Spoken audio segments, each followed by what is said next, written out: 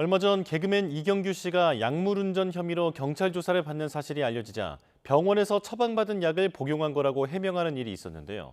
최근 5년 사이 약물 운전으로 면허가 취소된 건수가 3배나 늘어난 것으로 조사된 가운데 처벌도 강화된 만큼 전문가들은 처방약을 먹은 경우에도 주의해야 한다고 조언합니다. 김희영 기자가 보도합니다.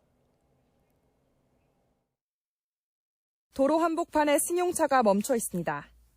다른 시민이 차 문을 열자 정신을 차린 듯 출발하지만 경찰의 정차 요구에도 멈추지 않고 달리다 앞선 차량을 들이받습니다.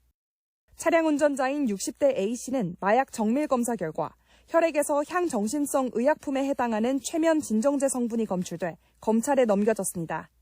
수면 마취 후에 건강검진 마치고 약격이 남아있는 상태로 기가를 하면서 연석을 부딪히고 앞범버가 파손됐음에도 불구하고 약 한 3km 운행 후 품이 추돌한 사고입니다.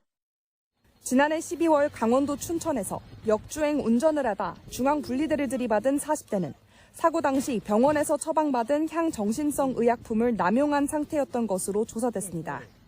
지난해 11월 초 사람을 치고 실중 추돌 사고를 낸 무면허 운전자의 혈액에서도 평소 복용하던 신경안정제 성분이 검출됐습니다.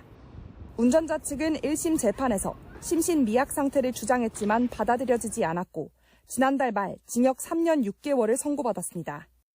최근 유명 개그맨 이경규 씨가 약물을 복용한 채 운전한 혐의로 경찰 조사를 받자 공황장애 약과 감기약 때문이라고 해명하며 약물 운전에 대한 관심이 높아진 상황. 경찰청 자료를 보면 최근 5년 동안 약물 운전으로 면허가 취소된 경우가 3배나 증가했습니다.